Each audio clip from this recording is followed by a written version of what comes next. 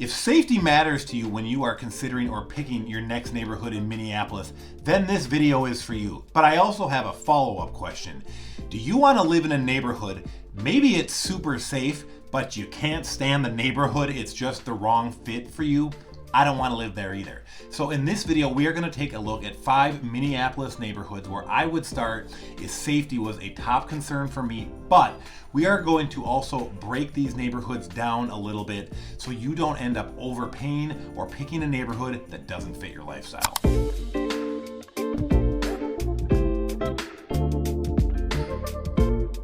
One of the questions I get asked all the time, both by locals and relocators, are what are the safest neighborhoods in Minneapolis? So we're gonna go a little bit with the extra mile here in this video. I'm gonna walk you through 5 Minneapolis neighborhoods that I would start with if safety is a top priority on that list. But more importantly, I'm gonna break down a little bit what each neighborhood actually feels like, who it's best for, a little bit of the housing context, so you can actually narrow it down with something besides just a blank safety rating. And you're gonna wanna stick around to the end of this because while the first 3 are extremely close in proximity and very similar, the last 2 are a bit out of the way from the others, and one of them might be a much better fit for you if you want something a bit more tucked away and less obvious. So let's get into it. We are gonna start this in southwest Minneapolis. And for you out-of-state friends, southwest Minneapolis is quintessential Minneapolis. This is where our famous chain of lakes is. A lot of the things that make Minneapolis, you will find right in the southwest corner of the metro. And these areas tend to have more established residential streets, more single-family homes, strong parks, access to a lot of amenities, and just a calmer day-to-day feel than a lot of these busier areas of the city or city parts that have, real heavy on the nightlife. Well, we're gonna start with Linden Hills, and I'll tell you what, whether it's safety or just premium living, Linden Hills is one of the places that almost every buyer wants to kick some tires on, and honestly, it makes perfect sense. Linden Hills has that classic storybook Minneapolis feel. I know it's cheesy, but it's absolutely true. You got big tree-lined streets, absolutely stunning homes, easy access to the famous chain of lakes, and a little walkable business district that gives this neighborhood real personality, and that can be hard to come by in the Twin Cities, and Linden Hills nails it. It feels calm, it feels residential, but it feels alive. It has a vibe, it has charm, it has energy. It's one of these spots where you can tell people actually enjoy living there instead of just happening to own a house. So that's a huge reason this neighborhood comes up all by itself. And if you are the kind of buyer who wants safety, but you also care a lot about lifestyle, I'm talking about walkability, parks, some great local restaurants, coffee shops, all the things, Linden Hills is absolutely going to be one of the strongest options on the list. And this is probably the most lifestyle-driven neighborhood of the group that we're going to cover here. And the numbers support this. So the median estimated home value in Linden Hills right now is about $750,000, and recent solds are going around $700K. So this is not a discounted neighborhood, but it's got tons of stuff to make up for it. It's got the strongest walkability score out of all 5 neighborhoods on our list, coming in at 3.9 out of 5. So you are definitely paying for more than the house. You are paying for the overall experience of being in this neighborhood, of being right next to the chain of lakes and having great downtown access as well. On the safety side of things, Linden Hills is one of the cleaner snapshots in this group. Last year, assaults came in at just 3, and they've got a 3-year average of only 4 per year. Robbery was at 0, larceny was at 0, and theft came in at 6 compared to a 3-year average of only 12. So this is one of those neighborhoods where the crime picture really does support the overall feel. The obvious trade-off, as we talked about, is price. Linden Hills is not the bargain option on this list. Linden Hills is definitely one of Minneapolis's more premium neighborhoods, and a lot of buyers know this. But for a lot of people, that premium feel feels worth it because the neighborhood absolutely does offer something special. My name is Chris, by the way, if this is your first time on our channel. Thank you for tuning in. This is what I do. I'm a real estate agent extraordinaire that helps people make a move here all the time. Contact information is right here on screen. It's also down below. Questions, comments, or sarcasm, if anything in this video piques your interest, drop me a line. Would love to have a conversation. Let's keep it rolling with the video. Well, if Linden Hills is going to be the charming, lifestyle-driven option, this next neighborhood is going to feel a little bit more understated in a good way, but very steady. So I am going to be talking about the Fulton neighborhood, and it is just a hop, skip, and a jump over from Linden Hills, and it's going to check a lot of boxes, and it'll check a lot of the same boxes, frankly, that Linden Hills does. It feels highly desirable, it's well established, and it is a place a lot of buyers seem to feel immediately comfortable in.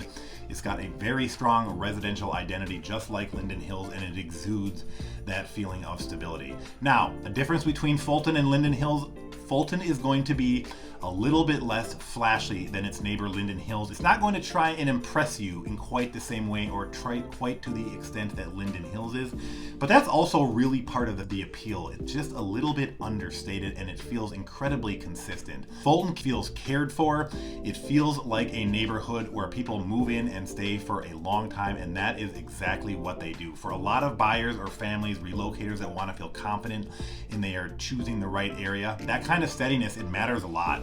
It also gives you that same southwest Minneapolis location, so you still get the convenience and access to things people want and use in their everyday life, like that chain of lakes, like a lot of those great shopping and restaurants, but you get it with a bit more of a calmer vibe than you would probably in Linden Hills. From a market standpoint, it's going to be very similar to Linden Hills. I will tell you right now, regardless of what these numbers show you, Linden Hills is going to be a bit more premium. It's going to cost a bit more than Fulton. Median estimated home value at the time I'm making this video anyway shows numbers right around $680K for a median home value, and there is only about 1.2 months of inventory, so it is tight.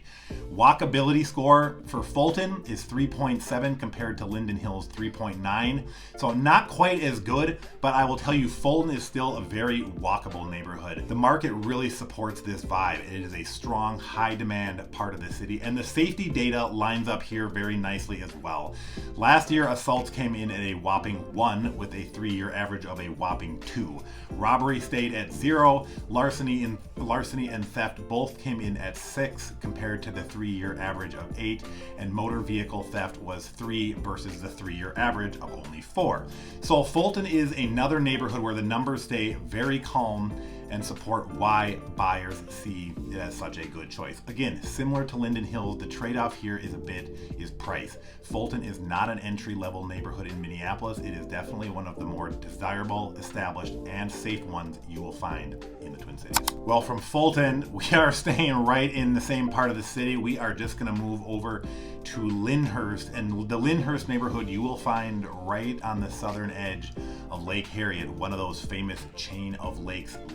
Lynnhurst is for the buyer similar to Linden Hills who wants that classic Minneapolis feel. This neighborhood definitely feels rooted, it feels mature, it feels like a place where people build a life. What really stands out about Lynnhurst is just how calm and residential it feels without feeling dull, and that is definitely a difficult line to walk, and a huge part of that, in my opinion, is that you do have Lake Harriet inserting itself into the northern part of this neighborhood. And this is really for somebody who wants, quality of life over hype. If you want a bit more of the hype, it's probably Linden Hills.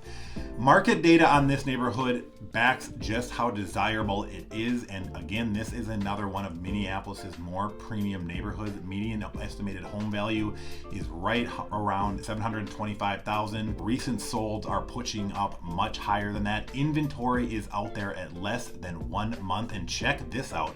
Homes are selling at almost 104% of list price on average. Walkability score comes in at 3.6 out of 5. What this tells you is buyers are competing hard to get into this neighborhood. One of these spots, I'm going to go ahead and say it, yes, one of these spots, it makes sense to have an agent, my friends. On the safety side, Lynnhurst looks very solid in the more serious categories. Assaults were at 1 last year, which is exactly in line with the 3-year average. Robbery last year was at 0, 3-year average of 1. Where it was a little bit more mixed was on the property crime side. Larceny and theft were still below average compared to the 3-year run, 8 versus 10, but burglary came in at 5 last year versus a 3-year average of 3. So not a dramatic difference, 5 versus 3, but we have to acknowledge a slight uptick. So this still feels like and still is a very strong contender in the safety conversation neighborhood, which is what we are having here, just with perhaps a little bit more property crime than Fulton or Linden Hills when we look at the recent numbers. The trade-off in Lynnhurst is really more established neighborhoods come with more variation and sometimes older housing stock.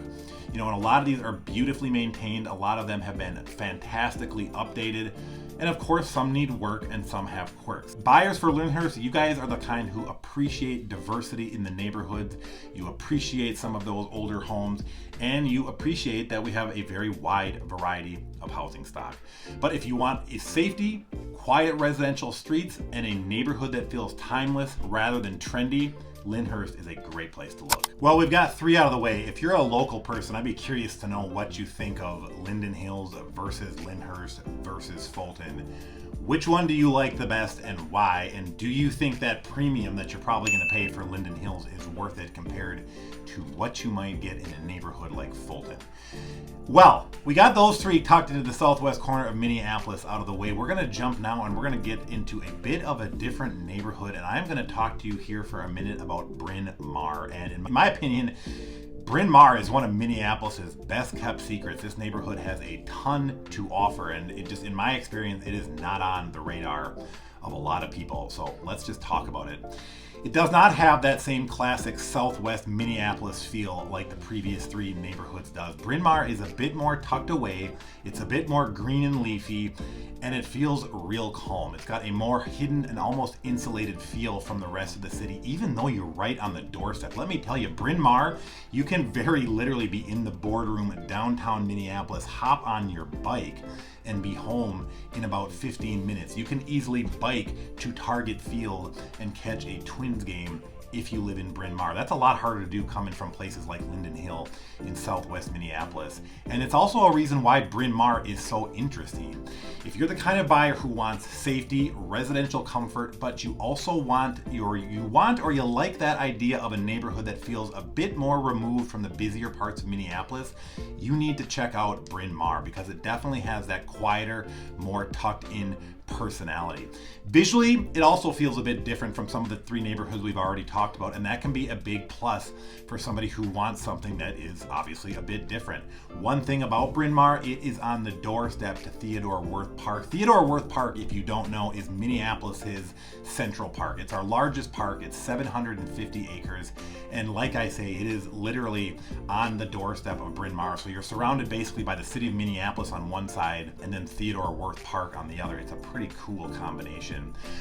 Looking at some of the market data, this is kind of a bright spot for Bryn Mawr as well when you compare it to some of the southwest Minneapolis heavy hitters. Median home value in Bryn Mawr is significantly cheaper than the other options we've talked about. You can get into Bryn Mawr for a median home value of around $500K. Inventory is also a bit more, we'll say, copious here in Bryn Mawr. Currently, there's almost about 2 to 2.5 months of inventory. Gives you a bit more negotiating power as a buyer, and a really good walkability score, coming in at the moment only second to Linden Hills at 3.8 out of 5. So this is a neighborhood where you can get that calm, established, I would say more connected to nature feeling, while perhaps being sectioned off a little bit from the rest of the city. Safety picture here, gotta be a bit more honest, is a little bit mixed compared to the first 3 neighborhoods. Assaults last year in Bryn Mawr came in at 10 versus the 3-year average of still only 7. Burglary last year was 4 at a 3-year average of 2. But one thing that's interesting, theft was actually down, coming in at 8 last year versus the 3-year average of 10. And shots fired came in at 0. Always good when shots fired are 0 versus a 3-year average of still just 2. So Bryn Mawr still, well, not maybe quite as pristine as those 3 in southwest Minneapolis, absolutely belongs in this conversation. It's just not as statistically clean as some of those other ones. So the trade-off for Bryn Mawr is, in my opinion, there is no negative trade-off. You are not getting, the famous southwest Minneapolis bragging rights, but you are getting, like I said, Bryn Mawr man is my sleeper in the Twin Cities for a Twin Cities neighborhood. It's right on the doorstep. Great connection to Theodore Wirth Park. It just has a ton to offer. Do not miss Bryn Mawr. Well, we've got one neighborhood to go after Bryn Mawr, and we are going to once again hop into a different part of the city. We are going to hop all the way over to the Hale neighborhood of Minneapolis. Now, this is going to be more proper South Minneapolis, and Hale's a real cool spot. On the eastern edge, you've got Lake Nokomis, and that provides trails, you know, the whole lake. So kind of a side note, if you want to be able to use some of these famous Minneapolis lakes, but you don't want to pay that Linden Hills premium, the Fulton premium, Lynnhurst, Hale might be one of these areas because you have Lake Nokomis right on the eastern border, and you also have the Hiawatha golf course right on the northern edge of this neighborhood. So you've got two pretty cool outdoorsy recreating type opportunities built right into this neighborhood. So let's just chat a little bit about Hale.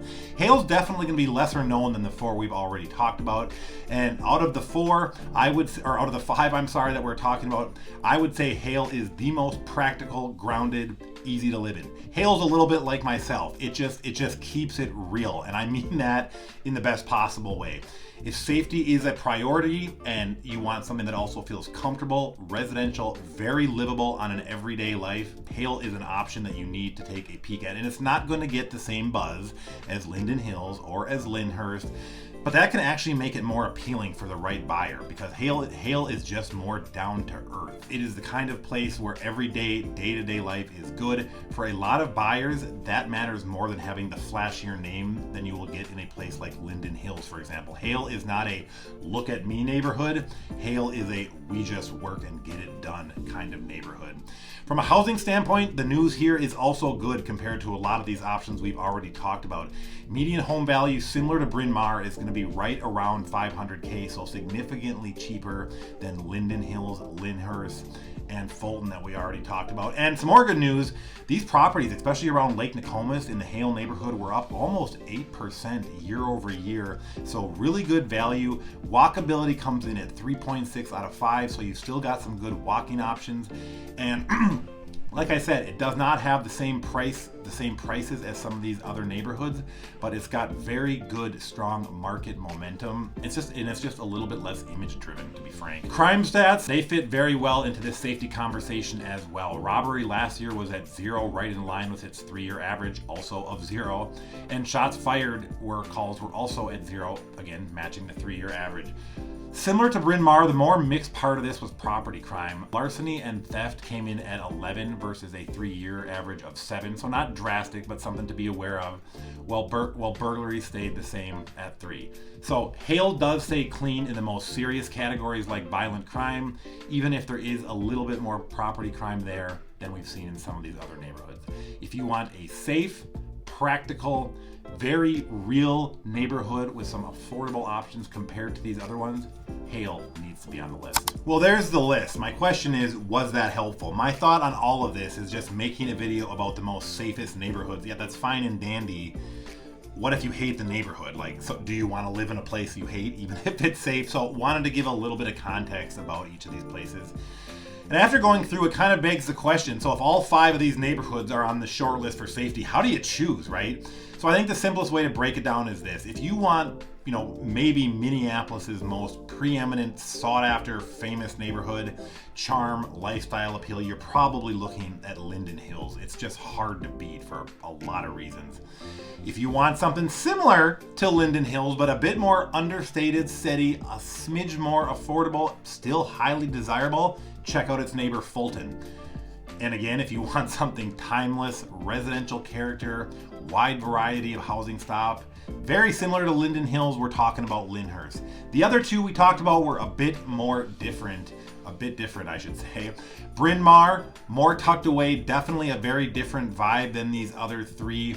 Bryn Mawr brings that feel right next to downtown, right next to our biggest park, Theodore, Wirth. Bryn Mawr is another one of my kind of favorite spots in the Twin Cities.